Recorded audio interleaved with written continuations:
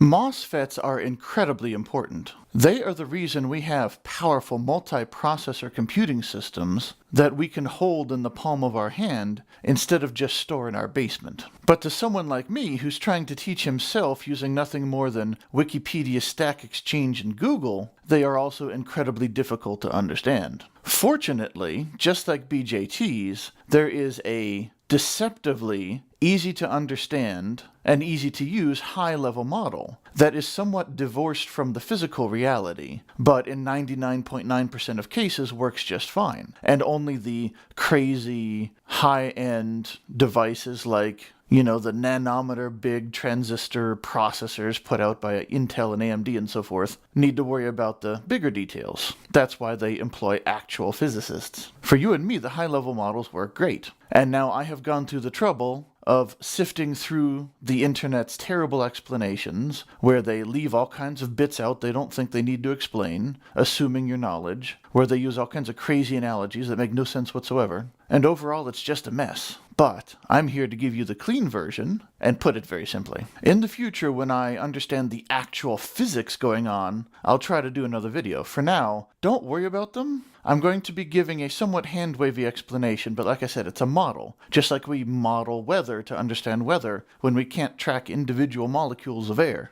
It's a model of a MOSFET that works just fine. You might look at BJTs, JFETs, and MOSFETs as step 1, 2, and 3 along the semiconductor transistor timeline, if you will, evolving from one another. JFETs really aren't in common use, although they have some interesting uses. Generally, you're going to see BJTs or MOSFETs. MOSFETs are more useful for computing devices because they're low power, and you can put them in configurations that are even more low power, whereas BJTs are better at analog applications and use more power. I'm going to be comparing BJTs and MOSFETs because the high-level models are much closer between those two. Physically, MOSFETs are closer to JFETs, but just worry about BJTs and MOSFETs right now. So, whereas you have your NPN and PNP BJTs, your P-type and your N-type, in your standard everyday configuration, nothing fancy going on, you look at your emitter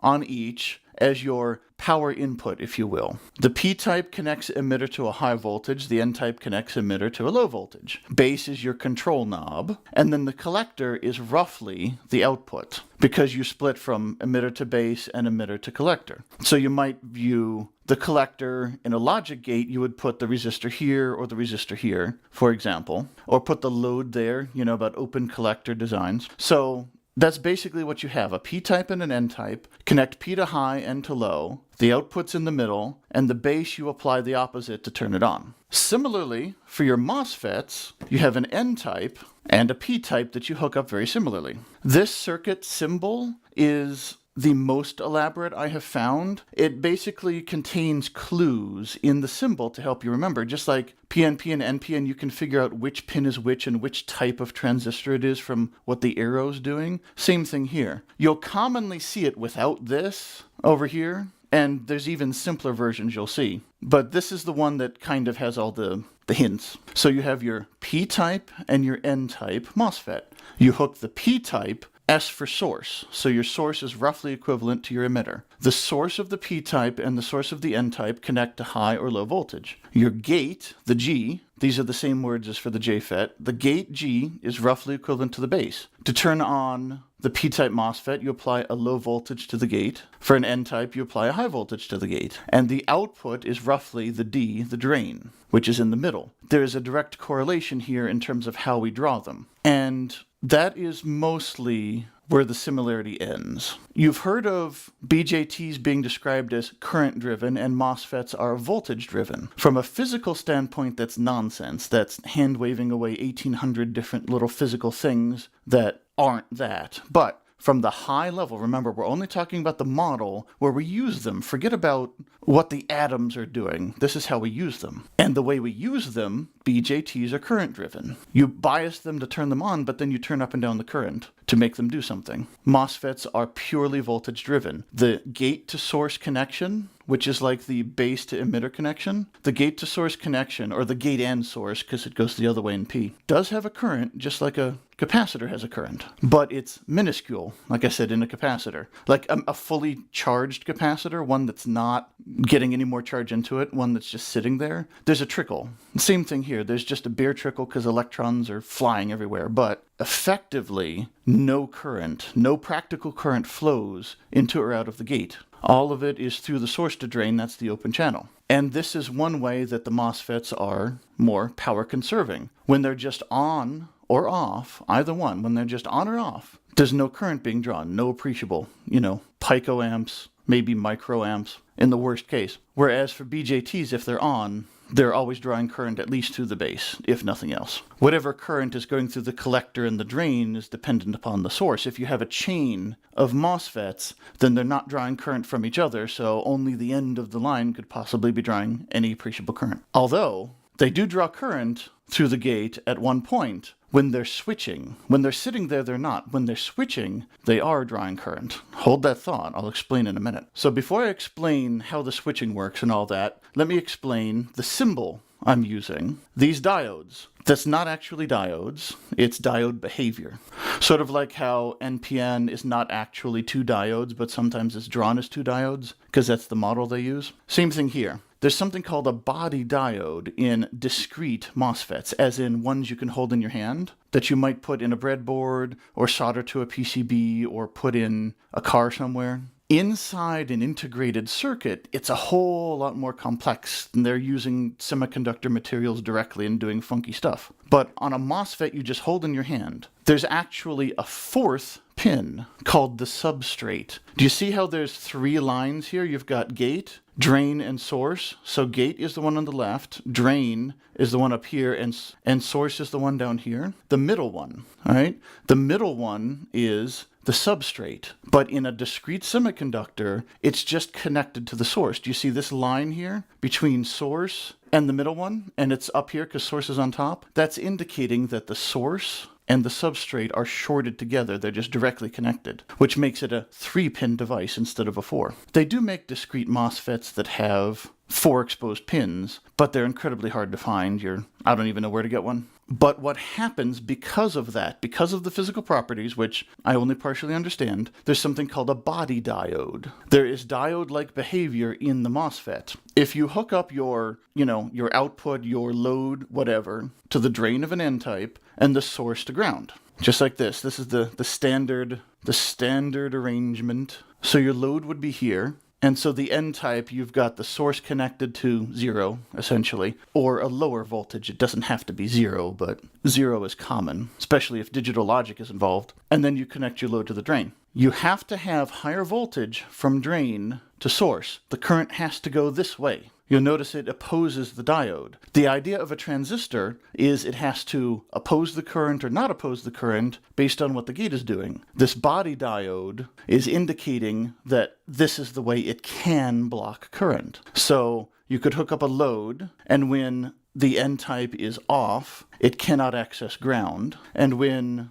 the N-type is on, so when gate has a high voltage, the ground is through source and drain, and then any current is going out the source into ground. High to low voltage is where the current goes, conventional current. If you hook it up the other way, if you try to put it so that positive is on the source, like this, do you see now how you have a forward bias diode? You have a voltage on the backside of the diode, and then a lower voltage on the other side. There's a voltage drop in this direction, and this symbol is indicating the body diode causes a diode effect. This will not block current. It'll act roughly, with weird characteristics, but roughly as a diode. So, unlike BJTs you can run in reverse, and they will have different characteristics and they'll be goofy, but it'll basically work. It's called reverse active mode. But for a MOSFET, a discrete MOSFET with a shorted substrate to source connection, you can't. So this diode is indicating the direction it is able to block current. If you hook it up so the diode,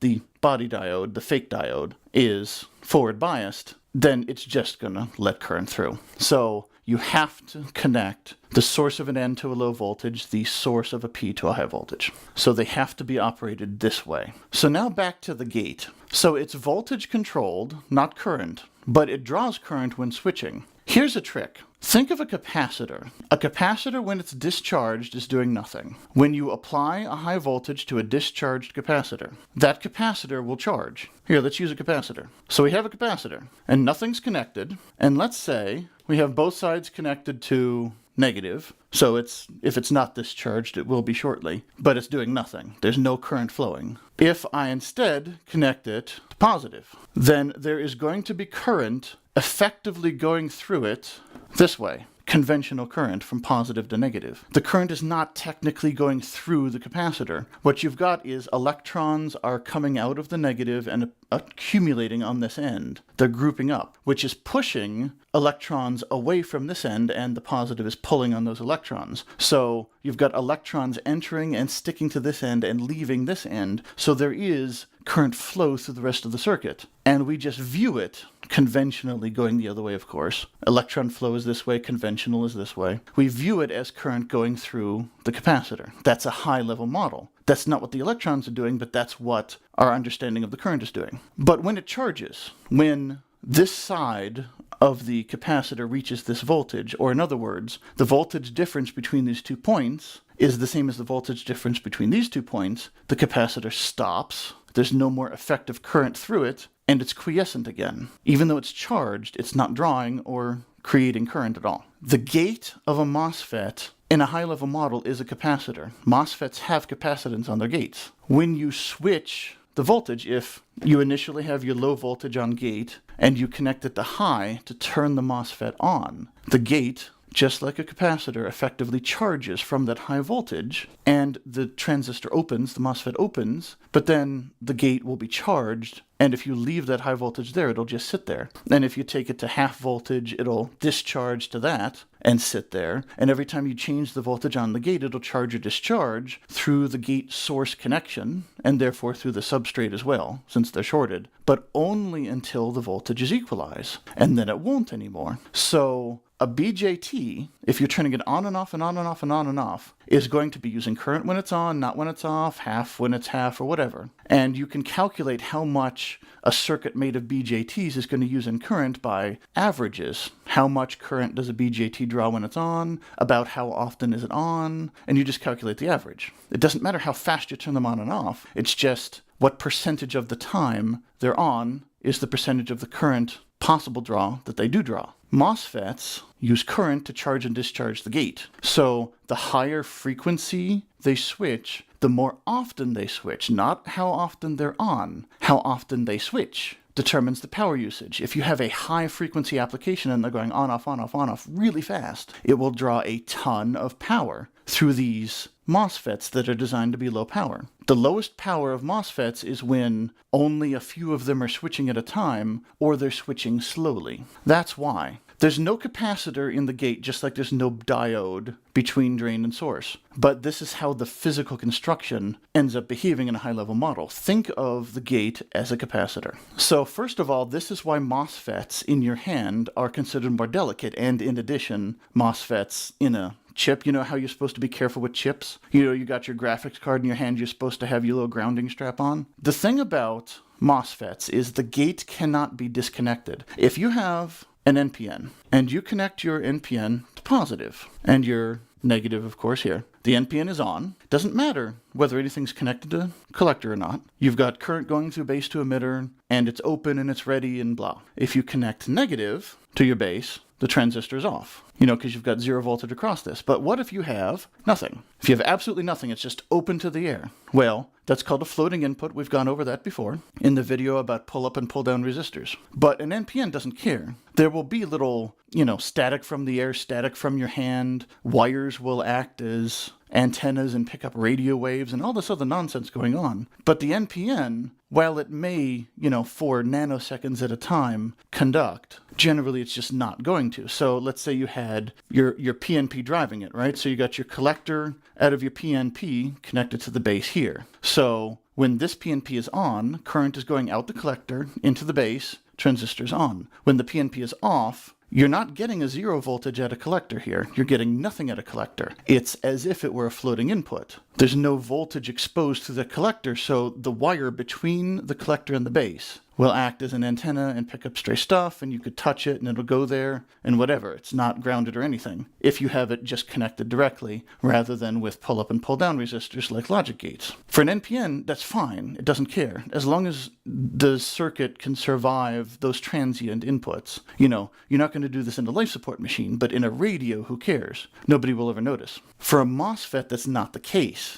because it's got this little capacitor here, and it's not a big capacitor. The ones on the microchips, we're talking about femtofarads here. That's a prefix you don't see much. You get a nice DRAM chip nowadays, you know, your good old G-Skill high-powered gaming memory. You get little capacitors in there that are femto in size. The gates are small, you know, bigger MOSFETs are going to have bigger capacitors. There's big ones out there, but it's not going to conduct and not conduct when there's active current. These require active current. So as long as the shock from your finger lasts, it'll conduct and then stop immediately. But that conducting from the shock of your fingers can charge up that gate capacitor and can charge it up too much. A capacitor can blow, but it'll also open up everything else, and it could open it backwards, and basically it'll grab the current and keep it and then probably fry itself. That is why MOSFETs are more delicate, because of the gate acting as if it were a capacitor. So that tells you why you're not supposed to touch it, or at least touch it carefully. But it also tells you why you can't just do this. Let's say you have your NPN and you've got your collector, just like we were saying before. So you connect your collector here to the gate here. Well, I mean, the PNP would be giving the high voltage, so we'll do this. So the collector of the PNP, when it's open, will be giving a high voltage to the gate. There's a low voltage on source, so the transistor operates openly. But if you turn off the PNP, the gate is not getting 0 volts. It's not getting negative. It's getting nothing. It's floating if you just have a wire, which means since it's not properly grounded, since it's not connected directly to a voltage source, then it's going to pick up whatever stray is in the air. When you're connected to an actual voltage source, the stray crap in the air, including from your fingers, is way too small. I mean, if you actively try to build up a charge and zap it, you can probably still zap it. But normal, just random nonsense is so minuscule in comparison to an actual voltage source that when it's actively connected, it doesn't care. The magnitude of drift is minuscule. Plus you might have your decoupling capacitors to smooth it out even more. But when that PNP is closed and there's no current through the collector, there's no voltage through the collector, then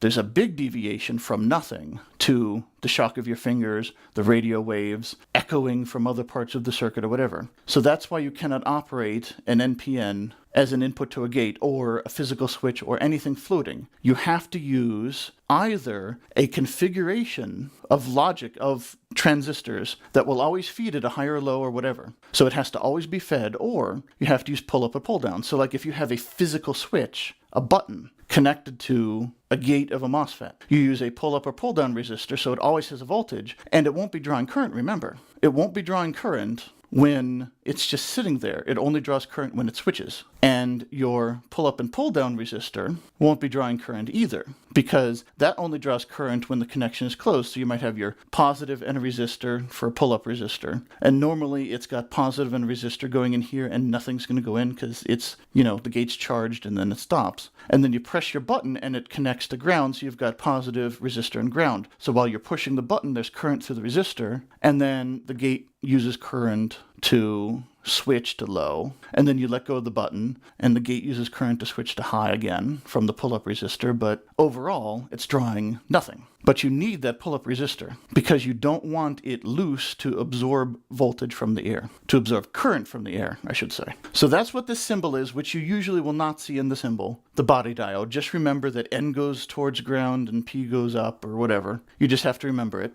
This arrow you usually will see because that's how you can tell the difference between N and P type. This arrow here is between the substrate and source. It's like it's another... Some people say it looks like another diode. It makes no sense. Don't worry about what other people say. It's just an arrow, and unfortunately it's backwards. NPN and PNP transistors, the arrow indicates which way the base emitter current is going. This indicates the opposite. So you've basically got an arrow, effectively, because substrate and source are shorted. You've got an arrow going from substrate and source out to the gate in an N-type, but that's the opposite. So if you put a high voltage on gate into low voltage on source, when you turn it on, the current goes through the capacitor, out the source. When you turn it off, it goes the other way, say. The arrow indicates the reverse direction of applying voltage. So apply the higher voltage to the head of the arrow and a lower voltage to the tail. So you apply a high voltage, see the arrow is coming out and going up to source. So higher voltage where the arrow is pointing. I guess you could think of it that way. The arrow points to where you're supposed to put higher voltage. If that works for you, great. But I guess that's essentially what it is. The arrow, this little arrow, not the diode, but the little arrow you'll see is pointing towards which part gets the higher voltage. And you see this line, because you've got the solid line on the left and the dashed line on the right representing the 3 pins, essentially, the source, the substrate, and the drain there. This is indicating an enhancement type of MOSFET. You might remember the JFETs. The JFETs by default are depletion type. Normally they're on, and you bias them to turn them off. Whereas a BJT is an enhancement type, normally they're off, you apply a current to turn them on. MOSFETs come in both types, enhancement and depletion. Enhancement means if you apply no voltage across gate to source, right? Not floating, but like 0 voltage difference. So a 0 voltage. Then it's off and drain will not conduct. It'll be a floating output. So whatever drain is connected to had better handle it all right. When I do CMOS, you'll see how logic is built to avoid this issue, but hold on a second. So if there's no voltage across gate to source, gate and source, in an enhancement type, the transistor's off. In a depletion type, if there's no voltage across gate to source, then the transistor is on. It's just reverse of each other. Depletion type MOSFETs, you're generally not going to see. They exist, you can get them. Some people use them, but very commonly only enhancement types are used because you don't really need both. An enhancement type is easier to understand, easier to wire up, and so forth. Much easier to wire up compared to JFETs. You saw the issues we had with that. This is not as difficult, but it's just easier with enhancement type. Another thing you'll see if you look around is people commonly don't use P-type MOSFETs. They commonly only use N-type. Now, we see that with your BJTs. It's always N-type, isn't it? Your NPNs, your N-type JFETs, your N-type MOSFETs. Just because those are the ones that are kind of active high. We commonly think of high as being active, high on the base, high on the gate, whatever, is turning it on. But the physical reason is N-type tends to conduct better than P-type. So P-type MOSFETs aren't as good letting current through because of the whole electrons versus holes thing. In the future, I'll try and do a video on that. But basically, P-type don't work as well. Now, when you have integrated circuits, actually a CMOS chip, which I'll get to in another video, this isn't the same thing because of the way it's hooked up. Because again, you're not just wiring together transistors in an integrated circuit. You're actually layering on your substances and etching them and doing fancy things with them. This is a thing with discrete MOSFETs. So to keep in mind, if you're trying to use N and P just in your breadboard or whatever, the P won't work as well. It'll work fine. For low-frequency hobby applications like I do, you're never going to notice the difference between, 500 milliamps and 498 milliamps by default, or whatever it ends up being for your specific device. It's going to be rounding error. But generally, people use only N-type whenever they need MOSFETs. When you see P and N-type used together, it's a CMOS logic gate arrangement. Once again, that's my next video. So just a recap of basically how you use these transistors.